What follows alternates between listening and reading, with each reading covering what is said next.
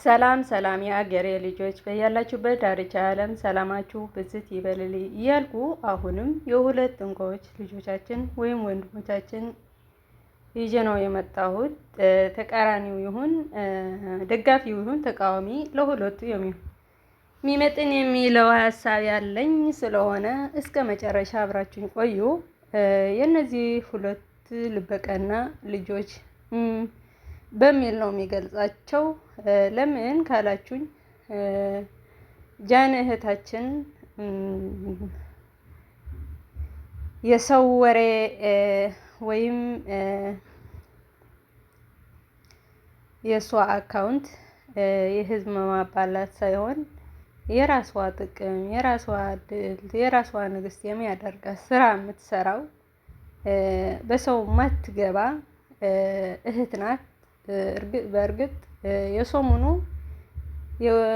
ያለ ከዚህም ይሁን ከዚህም ብዙ እየተደረገ ነበር። ብዙ ቪዲዮ ተሰርተዋል። በእነዚህ ሁለት ልጆች መካከል የተፈጠረ ሁላችን እያየን ያለፍነው። አሁንም ሁለት አካውንቷ በማጣት እህታችን በጣም ያሳዝናል።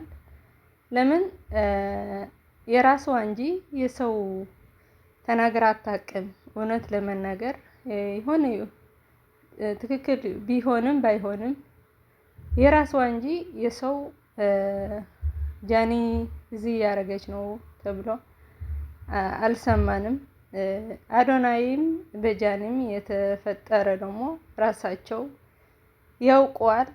ትክክልም ቢሆን ባይሆንም እኛ ማይገባን ስለምንገባ እንጂ ከወደዱ ሁለታችን ነው፣ ካልወደዱም የሁለታችን ነው። ግን እኔ የምለው አሁን በምንድን ነው የምንጠላው? የእህት ምን ሰራትልን? ለምንድን ነው ወደዚህ ደረጃ ለመድረስ የተደረገስ? ለአዶናይ ለመጉዳት ነው ወይስ ለጃኒ ብለው ራሳችን እንፈትሽ። ሴት እኮ ናት። እንደ ሴት ምንቀም ከጎኗ ደግሞ ለራሳችን እንጂ ለእሷ አይደለም። ጃኒ ትንሽ ልጅ ናት፣ ገና ብዙ ትሰራለች። አዶናይም እንደዛ ትንሽ ወንድም ነው። መበራታታች እንጂ አዶናይም ቀርቦ ነበር ሀክ ለማድረግ ማለት ነው። የሷም ሁለት አካውንቷ ማጣት በጣም ያሳዝናል፣ በጣም ያማል። እንደ ሀገር፣ እንደ ህዝብ፣ እንደ ልጆች፣ እንደ ሴቶች በጣም ያሳዝናል። ግን የትም ጊዜ ጃን አትወድቅም።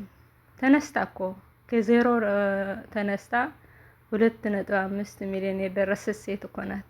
በምንድን ነው የምትወድቀው? አሁን ደግሞ አዶናይ ከጎኗ በማግኘት በጣም የበለጠ እንዲታድግ ያድርጋል። ሶስተኛ አካውንታ በሁለት ቀን 3 ቀን 1 ሚሊዮን ይገባል፣ እርግጠኛ ነኝ።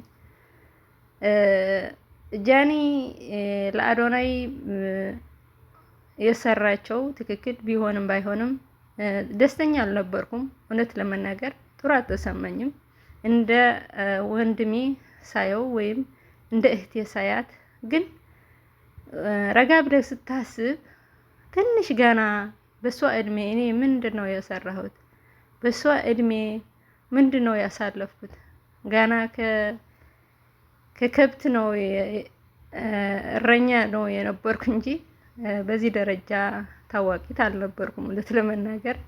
እሷ ግን እንቁ ልጅ ናት፣ ብዙ ትሰራለች፣ መቼም አትወድቅም። አይዞች እንበላት፣ ከጎኗ እንሁን።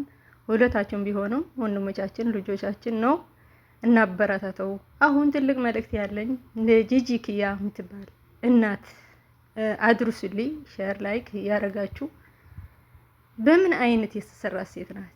ግን ጠላት አይደለችም። ጠላት መስሏት እንጂ ለአዶናይ የምትጠላው አይደለችም። ለጃንም አትጠላ። እንደዚህ ብሎ አይኑ ፈጣጣ ጠላት አለ እንዴ? ለጂጂ ብዙ ሰው ይሰድባታል። በዛ ስድብ ደግሞ እሷም አልሸነፍም ብላ ሁሉ ጊዜ ቪዲዮ ትሰራለች። ስለ አዶናይም ስለ ጃንም ብዙ ሰርታለች። ግን እንደዚህ ፈጣጣ ጠላት ችግር የለውም።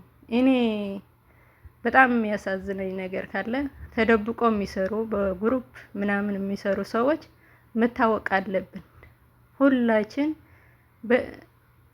ማን ነው እንደዚህ በአገራችን ሆኖ መጠላለፍ እንደዚህ ባዶ መስቀረት የሚሮጡ የሚያባሉን? ሁላችን መውጣት አለብን። ሸር ማድረግ አለብን። ማን ነው እስኪታወቁ ድረስ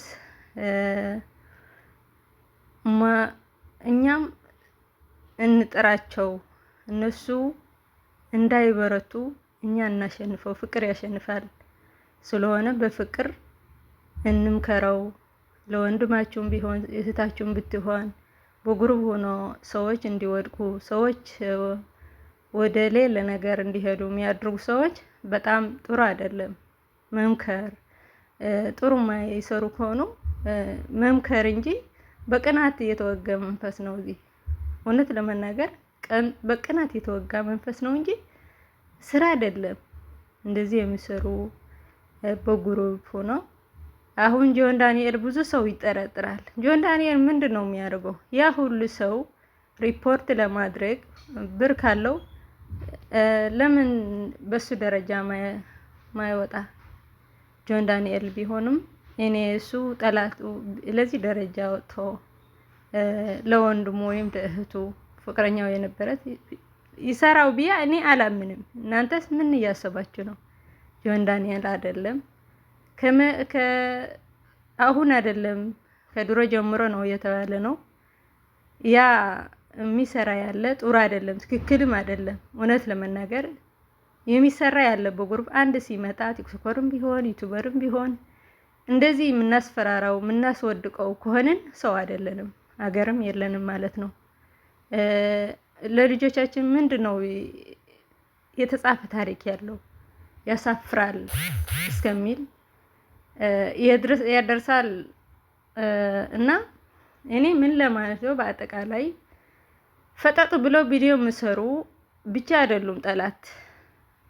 አንድ ለማውደቅ አንድ ለማጠላለፍ የሚሞክሩ ብዙ ነው። በግሩፕ ተደራጅቶ ቢሆኑም ማን እንደሆኑ እንወቅ። ወንድሞቻችን ከኛ ውስጥ ስለሆኑ እንምከረው፣ ወደ ሌላ ቦታ እንዳያስገቡ። ሄዶ ያስፈራል። እንደዚህ ግሩፕ ሆኖ የሚያጭበረብሩት በአገር ደረጃ ካሉት እውነት ለመናገር ሄዶ ዝም ካልን መጨረሻ ሌላ ነው የሚፈጠረው። ስለዚህ ገና ሌላ አለመድረሱ ካልደረስ ባይደርስ ሁላችን ወንድሞቻችን እህቶቻችን እንምከር። ሪፖርት ማድረግ ለማን ይጠቅማል ለማን ይጎዳል እንወቅ። ሊያ ሸው ብትሆንም እናት ናት፣ ልጆች የምታሳድግ ናት። በልሳኗን ብዙ ትሰራለች አውቃለሁ። ግን ለማውደቅ ከዚህ ሚዲያ ለማጥፋት አይደለም የምንሰራው። አንድ ሰው ትክክል ማሰራ ከሆነ እህት አለዋት፣ ቤተሰብ አለዋት፣ ምከሯት። እንደዚህ ስትዳረጊ ጥሩ አይደለም። በሰው አትነገሪ፣ በሰው አትስሪ፣ በሰው አትሸቅጢ። የራስን ሲሆነ ስሪ እንበላት እንጂ በዚህ አንቅጣት ብዬ ቪዲዮውን ላቋርጥ ነው። እኔ እርግጥ ለማናገር ትግርኛ እንጂ አማርኛ አልችልም። ሁላችሁም የእኔ ተከታታዮች በአማርኛ እንድትሰሙኝ ብዬ ነው ከዚህም ጥልፍልፍ አድርጌ የምናገር ያለሁትና እናንተም ሰምታችሁ በኮመንት ምን እያሰባችሁ ነው? በእነዚህ ልጆች ያለ ግፍ እንዲቆም የሁላችን ጥሪ ይሁን። በሌላ ፕሮግራም እስከምንገናኝ መልካም ቆይታ